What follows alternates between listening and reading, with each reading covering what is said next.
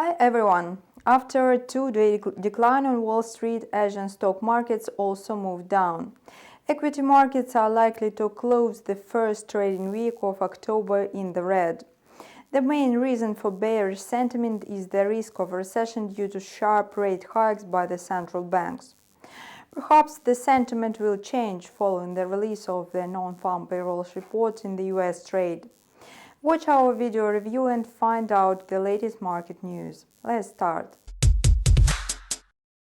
It's quite hard to recall the time when almost all Fed officials have expressed a similar view on something. However, it's happening now. The majority of officials maintain hawkish rhetoric. Some investors are desperately trying to find at least some dovish signals, but there are none. Yesterday, the Fed policymakers provided another batch of hawkish remarks. Apart from that, the Initial Jobless Claims report was revealed. The report showed the fastest growth in jobs in the last 4 months. Even if someone cherished the hope that weaker labor market figures could shake the Fed's hawkish stance, those expectations waned after fresh comments from Fed policymakers. Chris Wallace said that the regulator should be 100% focused on reducing inflation and that the jobs report on Friday would hardly alter his view. Lisa Cook believes that more interest rate increases will be necessary to wrestle inflation under control. With inflation running well above our 2% goal, restoring price stability will require ongoing rate hikes, she said. Neil Kashkari voiced a similar opinion. He stressed that the regulator is fully committed to tame inflation and it will hardly change its stance in the future. Charles Evans is also confident that the Fed's top priority is to cap soaring inflation. However, he pointed out that the US economy and the labor market are still resilient, but they could weaken due to high key rates. Nevertheless, the Fed is ready to take such risks. Traders will have to accept the fact that the Fed is going to stick to monetary tightening for a longer period of time. Today, the chance of a fourth consecutive 75 basis point rate hike at the November meeting totals 74%. Apparently, some traders still remain optimistic. On Wednesday, the reading was slightly higher at the level of 86%. The US dollar index has also grown over the 2 days above 112. In the Asian session, it was trading at 112.14 versus its main rivals. Of course, its trajectory will be clearer after the release of the non-farm payrolls report in the US trade.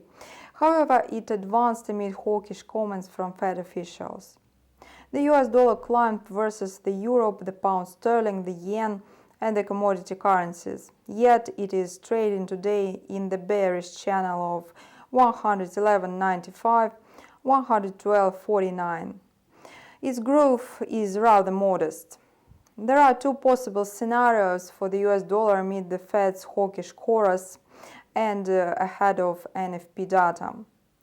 If non-farm payrolls for September exceed or are in line with expectations, the US dollar is sure to rise.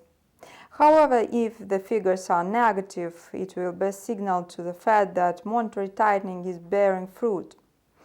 The central bank may think that it's time to slow down its aggressive tightening. Meanwhile, the Bank of Japan is mulling over another intervention. In September, the regulator intervened in the forex exchange market. As a result, the yen managed to reach 140.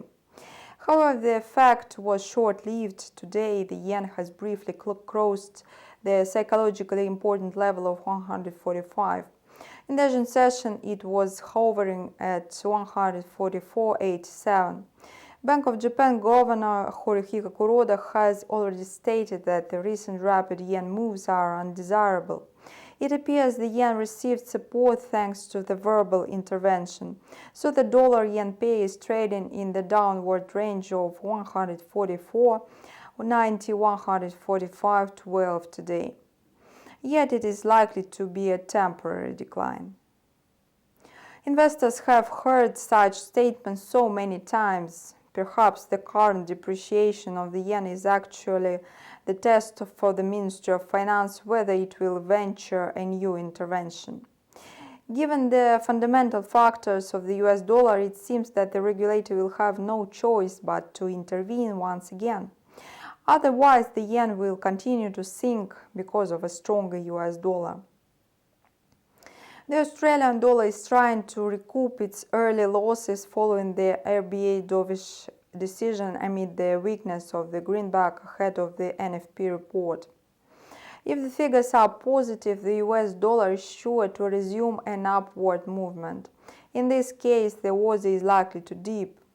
Low ore prices in China and the overall state of China's economy, Australia's main trading partner, are also exerting pressure on the Australian dollar.